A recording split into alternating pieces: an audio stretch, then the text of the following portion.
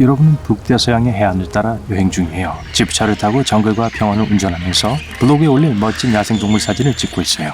그러다가 우연히 지도에 표시되지 않은 곳을 발견하게 돼요. 푸른 해변이 있는 만이에요. 여기에 발을 들여놓은 사람은 없었죠. 여러분은 모래사장에서 미지의 생물의 거대한 발자국을 발견했어요. 발자국이 여러분 차량의 반 이상이나 돼요. 갑자기 해변과 접한 열대숲에서 귀청이 터질 듯한 굉음이 들려와요. 정글에서 정체불명의 괴물이 나오면서 야자수가 갈라지고 꺾여요. 이게 뭔지 이해하기 위해서 과거로 돌아가 봅시다. 수억 년 전 거대한 운석이 지구에 충돌하기 직전 티라노사우루스 무리가 북대서양의 해안으로 이주했어요. 거기서 바다를 마주보고 있는 커다란 만에 다다랐죠. 오랫동안 이곳의 자연적인 보호 덕분에 이들은 그 당시 지구에 일어난 모든 자연재해로부터 안전했었죠. 떨어지는 운석, 빙하기, 지진은 티라노사우루스에게 별로 아무런 피해도 주지 않았죠. 하지만 이곳에 이 괴물들만 있는 게 아니었어요. 메갈로돈 무리도 안전을 위해 만으로 헤엄쳐왔죠. 바다와 육지의 가장 사나운 생물들이 어쩔 수 없이 한 곳에 살게 되었죠. 수백만 년 동안 이 괴물들은 진화라는 거대한 가마솥에서 요리되었어요. 그 결과 파괴력을 가진 새로운 생물이 나타났어요.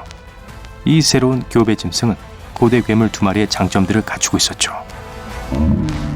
티라노사우루스 렉스. 길이는 12m고 무게는 약 9톤으로 대략 스쿨버스만한 크기네요. 이 공룡의 왕은 60개의 날카로운 이빨로 채워진 커다란 두개골과 턱을 지탱할 수 있는 두껍고 강한 목 근육을 갖고 있었어요. 그리고 티라노의 두꺼운 꼬리는 몸의 균형을 잡아주는 데 도움이 되었죠. 이 거대한 공룡의 무는 힘은 5,800kg에 달했는데 이건 마치 다 자란 코끼리가 여러분 위에 앉는 것과 같은 거예요. 충분히 강하지만 메갈로돈의 힘과 크기에 비하면 아무것도 아니죠. 이 상어는 길이가 지하철보다 약간 작은 15m이고 무게는 75톤으로 탱크보다 더 나갔어요. 티라노사우루스보다 거의 8배 더 무겁죠.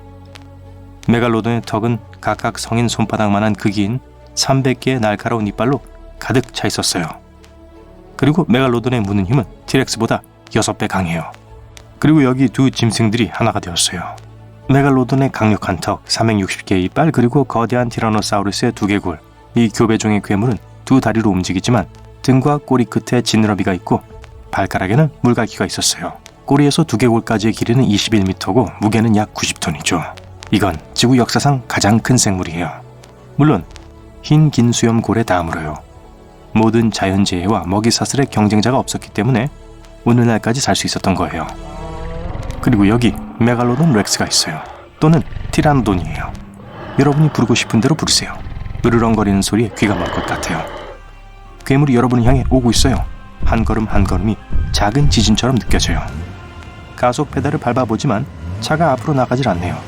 바퀴가 모래에 빠졌어요. 선택의 여지가 없어요. 차를 버리고 트렁크에서 소형 모터가 달린 공기 주입식 보트를 챙겨요. 그때 티라노돈은 턱으로 지프차로 움켜쥐고 택배 박스처럼 찌그러뜨려요. 성인 코끼리 6마리의 버금가는 압력이 지프차에 가해지고 있어요. 괴물은 차를 껌 씹듯이 씹어요. 날카로운 이빨이 바퀴와 금속과 타이어의 고무를 자르는 소리를 들을 수 있어요.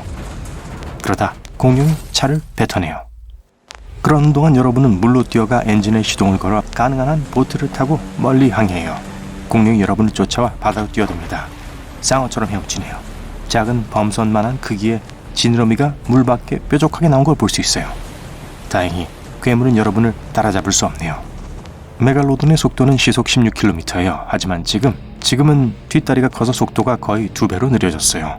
발에 있는 물갈퀴가 수영하는 데 도움이 되지만 그래도 너무 무거워요. 공룡의 물리적인 제격으로는 가속을 많이 할 수가 없어요. 시속 12km가 최대치예요. 지느러미가 점점 더 멀리 멀어져 가요. 하지만 이 순간 엔진이 덜컹거리기 시작해요. 연료 탱크에 연료를 채우지 않았다는 게 기억나네요. 그렇다면 몇 분 안에 거대한 포식자와 단둘이 남게 된다는 건데요. 멀리 항해해왔기 때문에 여러분을 보진 못할 거예요. 하지만 우리 괴물의 상어 부부는 물속에서 뛰어난 후각을 갖고 있어요. 여러분은 이 녀석의 코에서 벗어날 수 없을 거예요. 배를 돌려 해안으로 향해요. 멀리 삼각형 지느러미가 주변을 헤엄치고 있어요. 티라노돈에게 걸리지 않게 멀리 정박해요. 하지만 기름이 충분하지 않아요. 엔진이 꺼집니다. 노를 젓기 시작하지만 너무 느리게 가고 있어요. 괴물은 결국 여러분을 따라잡을 수밖에 없어요. 거대한 공룡이 물속에서 튀어나왔다가 다시 떨어져 거대한 파도가 일어요. 이로 인해 보트와 함께 여러분은 해안으로 내던져지죠. 괴물이 물 밖으로 나와 여러분을 쫓아요. 살 수 있는 기회가 있어요. 왜냐하면 티라노돈의 속도는 T-렉스보다 약간 느린 약 시속 16km거든요. 뛰어가서 쉽게 피난처를 찾을 수 있어요. 하지만 여러분은 곧 이게 좋지 않은 전략이었다는 걸 알게 돼요. 왜냐하면 괴물의 T-렉스 부분은 수각 수용기가 잘 발달되어 있거든요. 집에 키우는 고양이만큼이나 여러분의 냄새를 잘 맡을 수 있어요. 이 짐승에게서 최대한 멀리 도망쳐야 해요. 뒤에서 메갈로돈 렉스의 귀청이 떨어져 나갈 듯한 굉음이 들려요. 나무가 부러지고 땅이 흔들려요. 하지만 그때 갑자기 조용해졌어요. 티라노돈의 심장은 거대한 공룡의 몸에 피를 뿜어낼 때 엄청나게 많은 힘을 들여요. 공룡이 뛸 때 심장에 더욱 강한 힘이 들죠. 이런 부담 때문에 이 공룡의 지구력은 약해요. 에너지가 금방 고갈되죠. 아마도 지금 땅바닥에 앉아 숨을 돌리고 있을 거예요. 피곤해서 여러분도 멈춰요. 공룡의 발자국 소리가 안 들리네요. T-렉스는 쉽게 도망치는 작은 공룡들은 사냥할 수 없었어요. 그리고 T-렉스가 다가오는 소리는 멀리서도 들렸죠. 오직 자기만큼 느린 덩치 큰 초식 공룡만 T-렉스의 저녁 식사가 될 수 있었어요. 지금은 21세기고 공룡은 멸종했어요. 그렇다면 이 괴물은 뭘 먹나요? 바로 그때 몇 미터 떨어진 곳에서 나무들이 바삭거리는 소리가 들려요. 덤불과 나뭇잎 사이로 커다란 삼각형판이 보여요. 옆으로 달려가서 보니 진짜 스테고사우루스네요. 이 땅에는 쥐라기 시대가 여전히 보존되어 있는 것 같아요. 버스 크기만한 이 초식 공룡은 차분히 풀을 뜯어먹으며 소리를 내고 있어요. 건너편에는 굶주린 티라노돈의 무거운 발자국 소리가 들려요. 스테고사우루스가 다가오는 적을 감지했어요. 싸울 태세로 돌입하네요. 티라노돈이 다가오고 있어요. 여러분은 다시 안전한 곳으로 돌아가서 싸움을 지켜봅니다. 티라노돈이 정글에서 뛰어나와요. 으르렁거리면서 육중한 턱을 벌리고 초식동물을 공격하죠.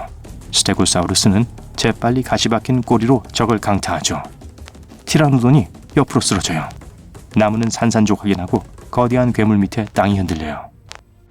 일어나서 맹렬히 상대에게 달려듭니다. 여러분은 시간을 벌기 위해 도망치기로 결심했죠. 해안으로 가서 배에 올라타고 만에서 최대한 멀리 노를 지어요. 두 거대한 공룡의 포효 소리가 정글에서 들려와요. 여러분은 만을 따라 문명이 있는 해변으로 항해하기로 결심하죠. 항해하는 동안 갑자기 조용해진 걸 알게 됐죠. 너무 고요하네요. 수면에 파도가 있는데 바람은 불지 않아요. 물이 거품을 일으키며 바다 깊은 곳에서 끔찍한 웅성거림이 들려와요. 푸른 수면 속을 보니 촉수가 여러 개 보여요. 거대하고 심지어 온 사방에 있어요.